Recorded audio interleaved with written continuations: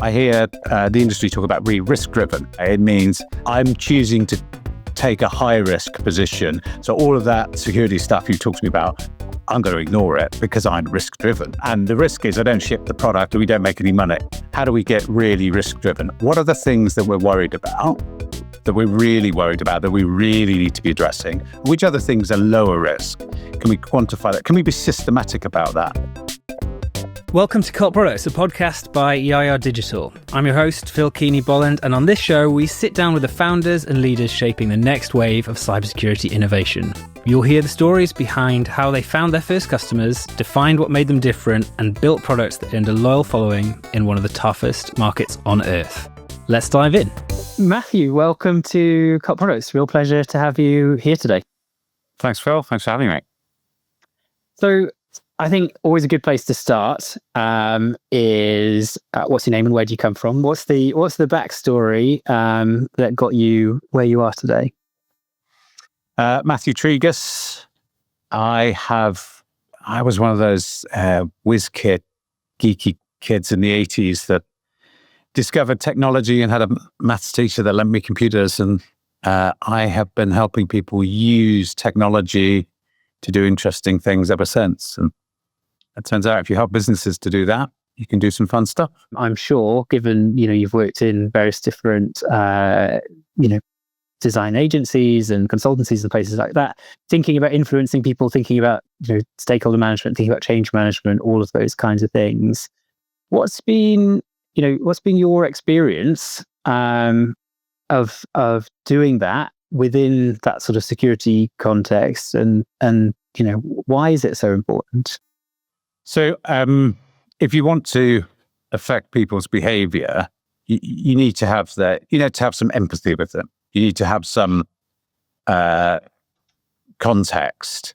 So very often from any rules-based or compliance or center-out organization, it's easy to criticize. Like, why is this department doing this? Or why has our commercial team run off and done this without us? Or it helps to start by assuming positive intent. And when teams, employees, clients come to me and say, we need to stop this, what I ask them is, well, if we're going to stop them sharing files in that way, what's our answer? Do we have a better answer? So I need to solve their problems. We need a sort of solution-centered approach or a client-centered approach. How are we going to help this person share large files with their client? Rather than tell them they can't use Dropbox anymore. And I think we do have a tendency in security to lay down the hard red lines and try and block stuff, but it drives the problem underground. People then start working around stuff, and then we write more policies and we get mad at people. And we should assume positive intent. But the other thing about, before you criticize a man, walk a mile in his shoes. Just go and do a bit more of that, a bit more listening before we try and impart our rules. There's a lot to unpack there, I think. I hear a lot people talking about engineering teams in particular, who are very under pressure to ship things quickly and not putting too much friction around that process. And innovation has always been happening, but now with what's happening with AI and all of those kinds of things, there's pressure to adopt new stuff quickly and not put too many barriers in the way. How would you actually describe what the role of let's say a CISO is today? Right. So those are business partnering roles. I often use the analogy with legal teams. If you cook up a commercial deal and you've agreed it all in principle, and then you go to your lawyers at the last moment and say, right, I need a contract for this, you're going to expect a world of complexity now of either you have to railroad your legal team into just doing what you ask them, which is probably introduce a whole load of risks and challenge for your corporate, or you have to go back to your client and undo a whole load of the conversations, which is just stuff you hadn't thought about. So I think the security is the same, or that CISO mindset should be one of, how can I provide, so how am I a solution provider? How am I a business partner for the organization so that they design in a solution that was secure by design. I mean that with a capital S and a capital D, but also a small s and a small d. I make the analogy sometimes to accessible buildings. If you see a brilliant building that's been designed beautifully, it's accessible for everyone. If you're in a wheelchair, if you are visually impaired, if you're less impaired, you can all enjoy the space. If you watch a really rubbish old building that someone's retrofitted with a wheelchair ramp, it just doesn't work for anyone. It's expensive. Anybody who needs the modifications to the building will tell you it's not really very good, and it looks awful, and it'll fall apart and it won't work. So I think security is the same. If we normalize it into our thinking, then we take cost out, we take friction out. But you have to be in the moment with the teams participating. You can't be the gatekeeper. You can't be the police. There's a separate function in some large organizations, which is internal audit, governance, assurance with a capital A, governance with a capital A. But that's a different job. That's bad cop. Right? We need our CISOs in it as good cop, not bad cop. We need that. We need to be in there helping. Well, I guess it's the same as saying, be an accelerator, not a brake, really, I think is interesting, because I think the easiest thing in the world to do is to be really heavy-handed and put the kind of maximum amount of security in place, which inherently kind of comes with the maximum amount of friction. The much harder thing to do is to put the minimum amount of security in place. So we talk a lot. I hear the industry talk about really risk-driven. We're going to be risk-driven on this, which often, if I'm a cynic, when I often hear that, it means I'm choosing to take a high-risk position. So all of that security stuff you talked to me about, I'm going to ignore it because I'm risk-driven. And the risk is I don't ship the product or we don't make any money. Okay, now, there's two things in that. One, how do we get really risk-driven? What are the things that we're worried about, that we're really worried about, that we really need to be addressing? Which other things are lower risk? Can we quantify that? Can we be systematic about that? I think the use of, when I see development teams just sort of remembering stuff, oh yeah, we've got this risk or this threat that we're facing into. So there's hundreds of threats. How are you systematically looking at, tracking and remembering those? So I think we'll see much greater systematic use of threat modeling tools, or just more systematic approaches to this stuff. And then secondly, just making sure we've got the right people who are qualified to make decisions. So I was asked by a CEO to support, in a quite large organization, to support the product team on making some cyber risk decisions. Really solid team. Brilliant, and engineering, customer, marketing functions, all nicely integrated, quite a nice low friction environment. But sometimes the product teams were making potentially very expensive risk decisions. They were making very high stakes risk decisions that I make the analogy to signing off purchase orders. So that product owner is probably allowed to sign off, I don't know, £25,000 of purchase order, £5,000 of purchase order without reference to anyone else. These were kind of betting the farm grade risks. And I think that stuff's it's all good while it's working and we're doing the product releases and it's fun. That turns on you in an instant. And I think just making sure that our product owners are cognizant of the risks and the parameters that they have to face, and when they need to make a conscious, active decision on risk, not just say, I'm sort of ignoring it, to be honest. Good engineers should be normalizing this stuff in as usual. Good product owners should want that. And good marketeers, good product leads, you have a security. These are company defining events. If you're in a high trust sector, if you're a business that manages financial transactions, or you provide a tool for solicitors to manage financial transactions, if you have an information breach in that context, or you have a cyber outage, you're just unavailable for a week, that impact, that reputational impact is very real. Your sales team will be blaming that for the next 18 months for that revenue up, and rightly so. Right. Yeah, and I have to say, the CISOs that, and I'm sure this isn't universally true, but certainly the CISOs that I know and have spoken to are very cognizant of that, and are when they describe themselves, it is first and foremost about enabling the business to generate revenue, make money, not all of those kind of reputational damage, those kinds of things, and make sure that that's being done. I think one of the things that helps to do, so I'm working with a brilliant children's services business at the moment, and I'm supporting their normalizing information security into their business. Now, they're really good at safeguarding. So everything that they do is looking after the well-being of the children that are within their care. So what we've done is made, when we're talking to the business, information security is just a natural progression of that. There's no weird contrivance of language in it. But we're interested in the well-being of those children.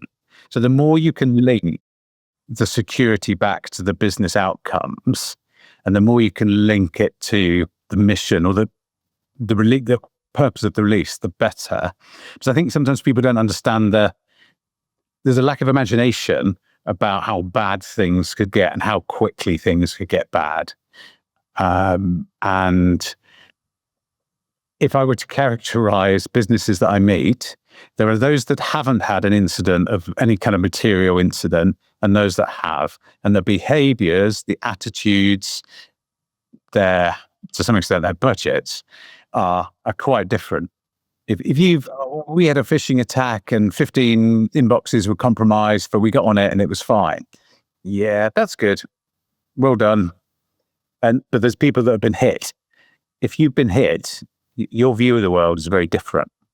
This is really interesting to me because I'm it's very difficult for me to be objective because obviously I spend a lot of my time talking about cybersecurity with people who are in cybersecurity, but I feel like trying my best to take myself outside of that, I think there has been a bit of a shift in the perception of these things. I think actually, as somebody who's worked a lot in product design and thought about all this kind of stuff, the agentic thing is kind of fascinating for me because agentic is almost sort of limitless potential in theory and all the rest of those kind of things. And we want people to adopt it, we want them to use it, we want them to get all the benefit of it. And you can design all of that user experience as well as you like. But if people are not feeling confident because of the risk and because of the security risk, then it doesn't matter. They're just not going to use it. Businesses aren't going to adopt it. So as a designer, you have to be thinking about, again, back to empathy. If you're trying to get people to adopt and use your product successfully, cybersecurity has to be baked in to your thinking, just as it would be with the safeguarding situation. I think there's a macro problem here, which was in larger organizations, more established, old school corporates, if you will, the businesses haven't been good at executing technology projects. We talk to the business about this is not about software, it's a business issue. And then they say, yeah, that's right. And they look to the IT person. And I think things that, because they sound a bit technical, we don't govern them, or we executives don't engage or lean into them. It's an IT problem. But the world's, to quote Giles Arnold on this, the world's gone digital, right? There's a digital era. We're living, so if you're running a business today, that's your context. And if you can't govern, run, lead a business in that context, then you will miss opportunities. You won't be as fast or as valuable as your purpose-built digital competitors, and you'll expose yourselves to security weaknesses. You'll expose yourself to those gaps. So I think there's a macro problem here of businesses being good at dealing with technology in general. It's very difficult if you're a leader, an executive in a business. You haven't got a mental model of how the world works, and how technology works. That's been a problem for big tech projects. That problem has come home to roost now with cyber. And I think as a brilliant, if you want to follow the technical thinking on this, many of your audience will be aware of this guy called Ollie Whitehead, who's Chief Technology Officer at the National Cybersecurity Centre, and he talks about cyber being one of the biggest triggers of the biggest payback of technical debt is required. We let this technical debt build up around security because we pressed the snooze button on it, or we didn't realise it was important. It wasn't important to us at the time. The cost, the debt we chose to take at the time had a different cost to it, if you want to follow the analogy through it. That cost is much higher now, and we've carried some interest with it. And we need to pay that back, which is really disappointing if you're a business, because I need to fix a load of stuff that was done 3, 4, 5 years ago. Infrastructure, upgrades to servers, upgrades to applications, all of that, kit that we need to. And that's disappointing because it's got some cost and it's probably not got a lot of value to it. And then doubly so, I want to start deploying some Agentic AI. That's brilliant. If we haven't got our information hygiene right, those little tools are going to start surfacing all sorts of stuff that shouldn't be in there. I'm talking now about information security a bit more. Google used to make physical devices. I tell people about this and they look at me like I'm mad. They used to make rack-mounted internal servers, Google search appliance, it's called. It's on Wikipedia. I mean, a yellow one and a blue one. Blue ones with big companies then. And we deployed a couple of these for clients. This is, I'm talking about millions of years ago now. And one of them we deployed for a bank. The IT guy we were working with, he phoned me, he went nuts. He's like, it's supposed to follow all the Microsoft rules. So the idea was it'll only search stuff and you only see in search results internally stuff you have access to. But what it did was made that stuff accessible. And the reality was there's a whole load of stuff buried on a T drive or on a SharePoint or whatever, on a file store somewhere that nobody should have had access to, but was there. And then this tool surfaced in and made it accessible. It almost sounds like, yes, there is a lot of, shiny, new, sexy technology stuff, but the boring, unsexy bits of this haven't gone away and actually are potentially more important, or potentially some things that you could kind of just get away with are now, it's now really time to kind of get into that stuff. Yeah, it is. I mean, there's a disappointing moment to that. It comes back to some of the hygiene pieces. So I engaged with a client about 6 months ago. It was a technology team. We're reporting basically some basic cyber hygiene. So yeah, 94% of the machines are patched and up to date. They've all been 94% of machines patched in the last 14 days. Green. Excellent. So everybody, hang on. Let's just dig into that a little bit. And this is a good example of governance, of do people feel able to cross-examine or question? So presented with the number 94%, I've been told it's green, this KPI, excellent. Talk to me about the 6%. Well, the 6% are some machines that are running in our manufacturing facility. Okay, sounds important. Why haven't they been patched? They run 24 hours a day, delivering some business critical, customer critical delivery. So we can never get maintenance windows on those machines. Right, so they're the most important machines. Just to conclude on that story, some of those machines couldn't be patched because they were out of support. Okay, so actually we need £85,000 to upgrade a whole raft of out-of-date devices. That's different from 96% or 94% or whatever it was, green. What we're saying is 10% red, and actually I need an investment to fix it.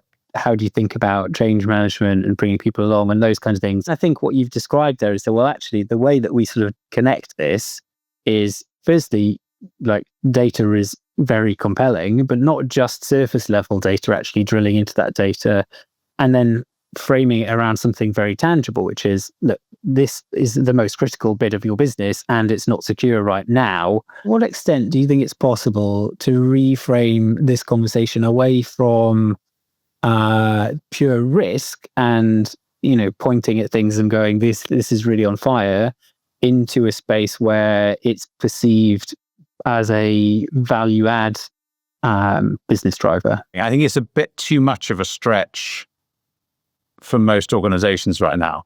The reframing I would do is away from technical threats or technical issues to business risk. So what are you worried about, Mrs. Operations Director? these production machines need to run 24 hours a day.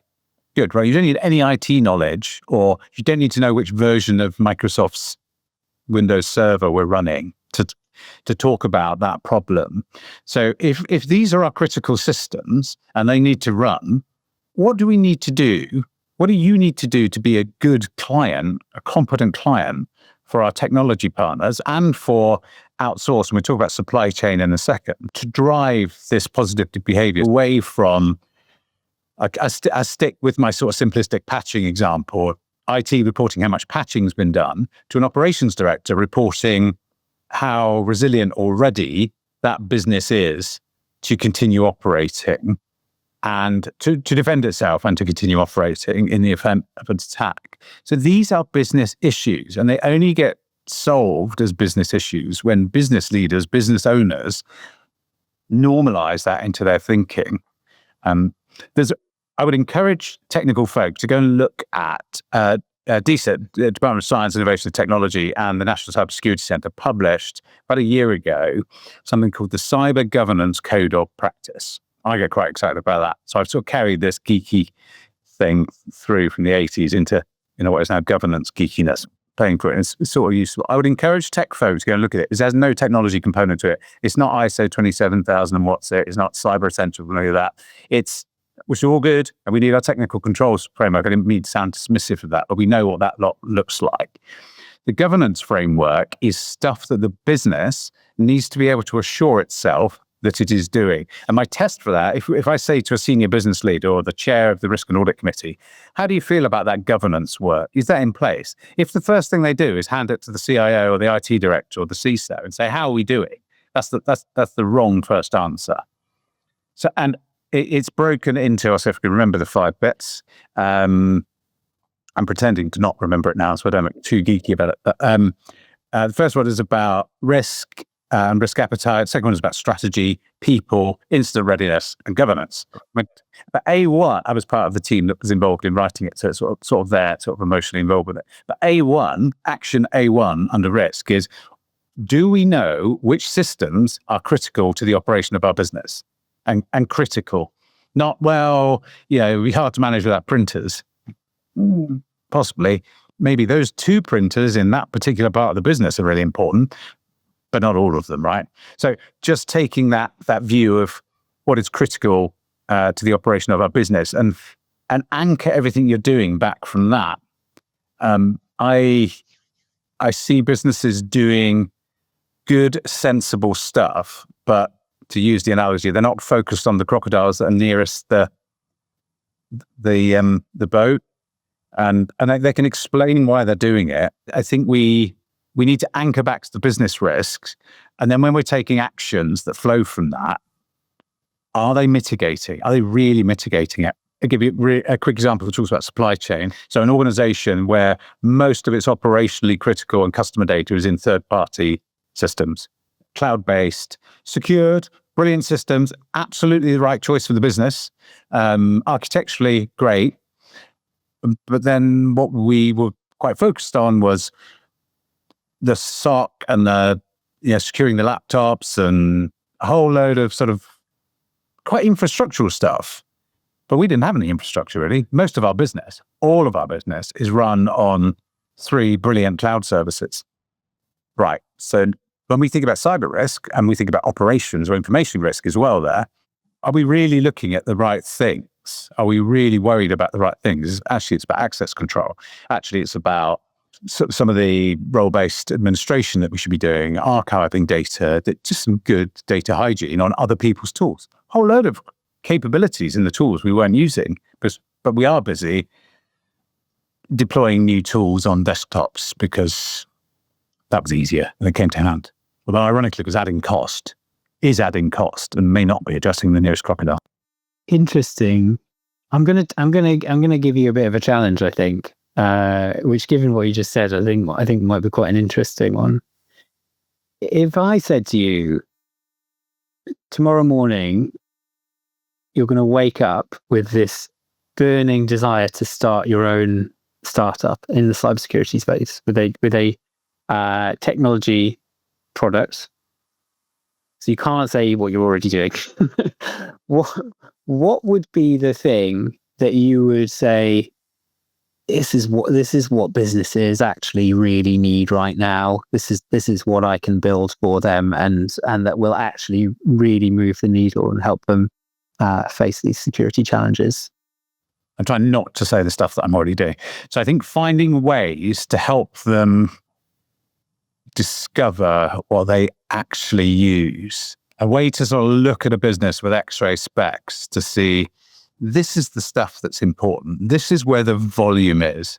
This is where the criticality is. This other stuff, don't worry about it. Because I think when you ask people to think about what's critical, I find when I ask that question about A1, what's critical to your business, they do the thing that businesses do when they're chatting to the product owner about loading up the design sprints, loading up the stories and the epics. It's like, we need all of this. It is beyond feasibility that we would launch a product that doesn't have this widget in it.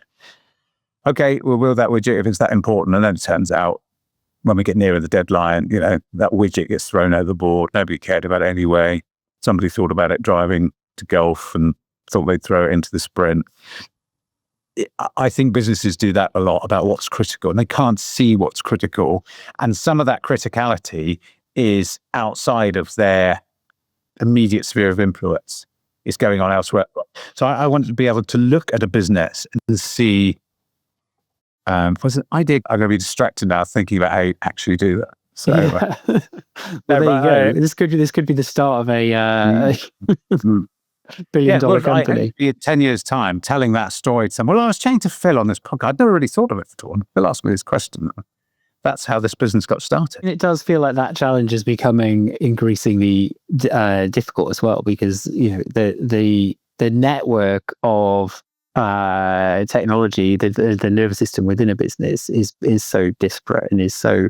I love the work of the National Cybersecurity Centre. If you haven't gone and looked at what they publish for free, and the National Protective Services Agency Authority, that between them, there's a lot of good stuff that is out there to support businesses with this. And if you're a CISO, it's stuff you should be using, or making sure your executive teams are consuming.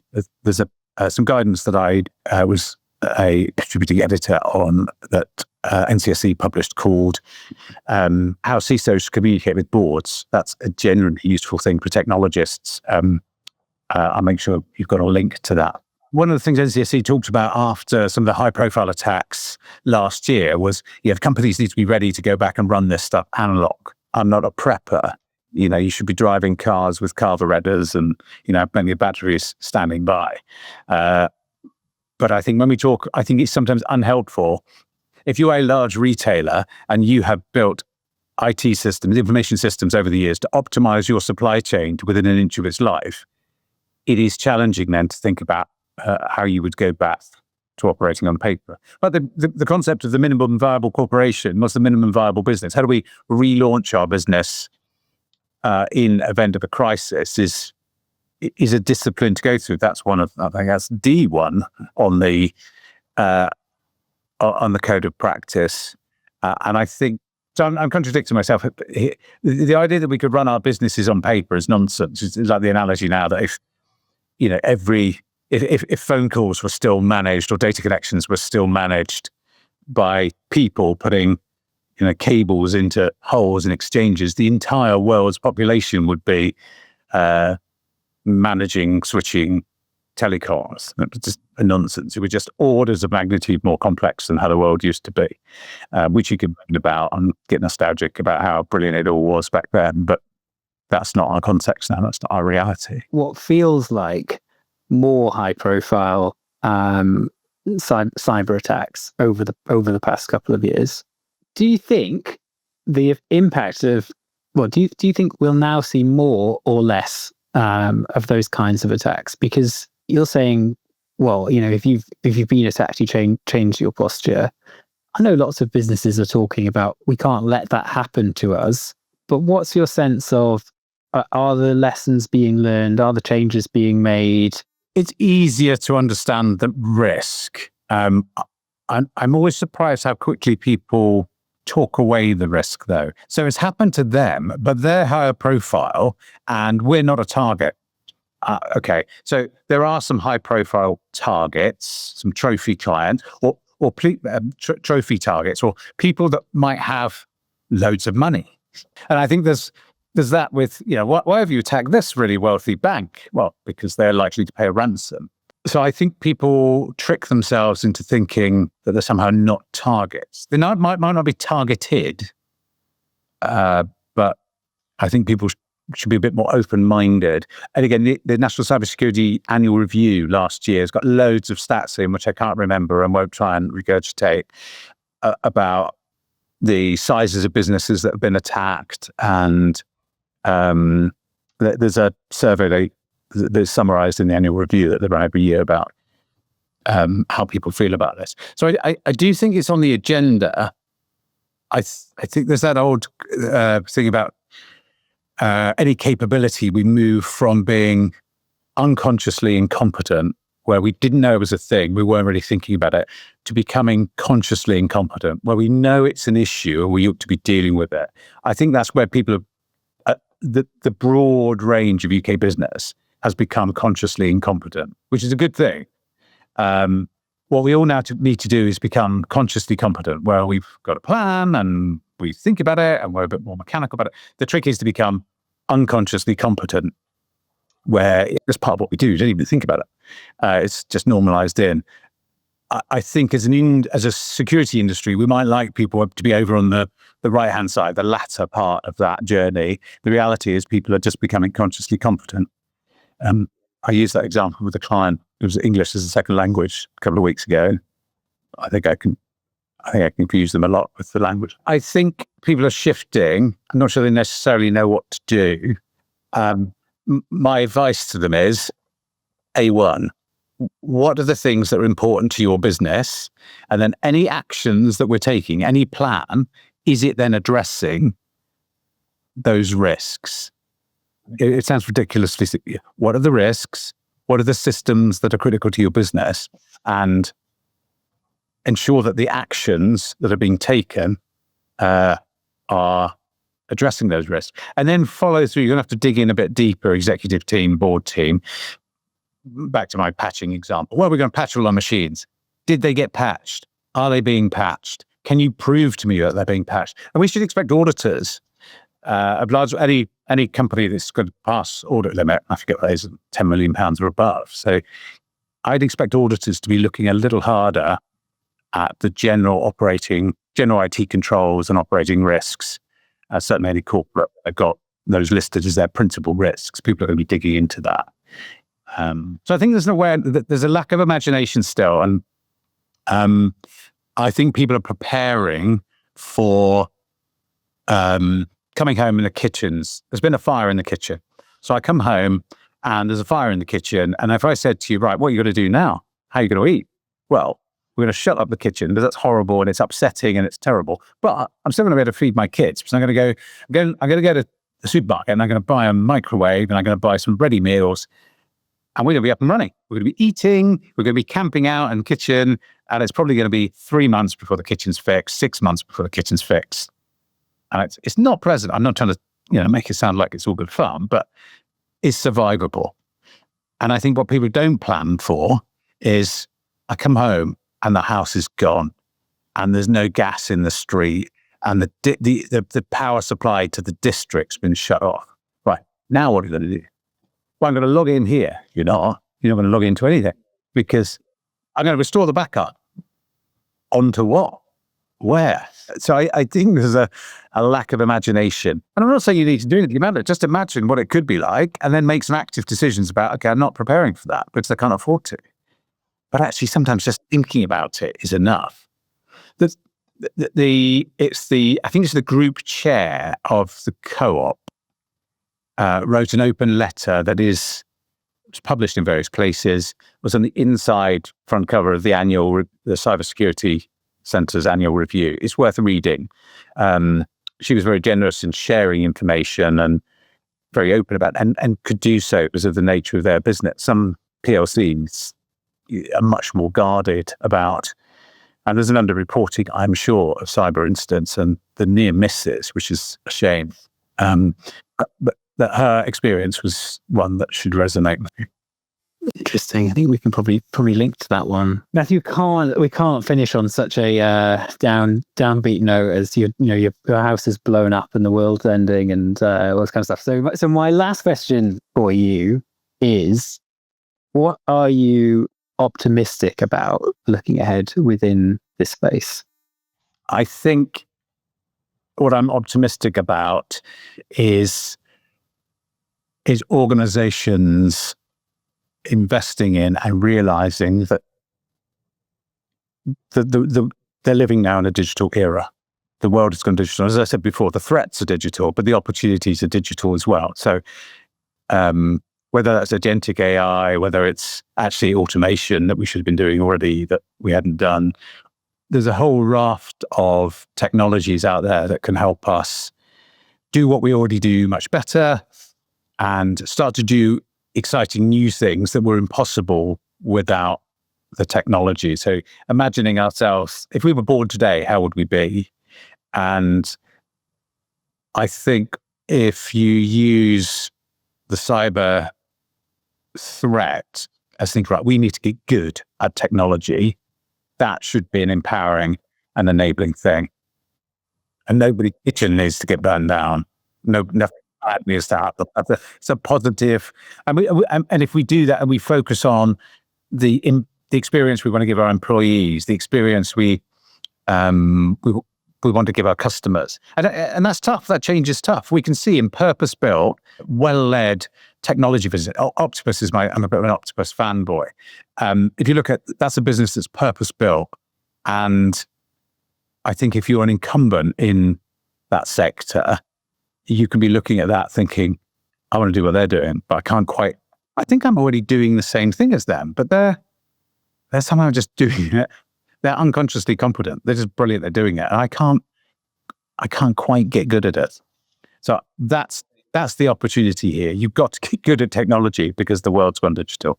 It's designing businesses. It's design the products we've got okay at. How do we now design the business to support the product? It's that obsession about the user, obsession about the customer. Those are healthy product behaviors. How do we make sure there's the original government design, government digital service has some brilliant design principles, which is still out there and still right. And we don't just design end to end, we design front to back as well. So everything is in support of that. We do the hard work because you don't need to. So you don't have to. I think that same mentality is there. And I don't use the T word very often, but our digital transformations are really just additions. We've added digital and we add to the complexity of our business, and we need to be subtracting. And that's the advice I'm giving clients around AI at the moment. If you're building agentic in, what are we taking away? What do we replace that effort with? Or what is that effort displacing? And just thinking about the role of humans. I'm very, very optimistic about the role of humans in AI. I do not buy, we're not all going to be working 2-day weeks. I will absolutely guarantee that. When new technologies come along, it can be catastrophic for some classes of job. We used to load boats. Boats were loaded by people with grain in sacks, and then at some point the railways came right up to the shoreline, and steam elevators loaded grain elevators, steam-powered grain elevators loaded ships, and no grain sees the inside of a sack. There's a brilliant book, which I borrowed that from, called Heyday, which is about the 1850s. And it looks at technology change, but people are still busy. And then, the internet came along, email came along, and it was going to make everything quicker and simpler. And, Microsoft Office comes along. We're still all working 6 days a week with these.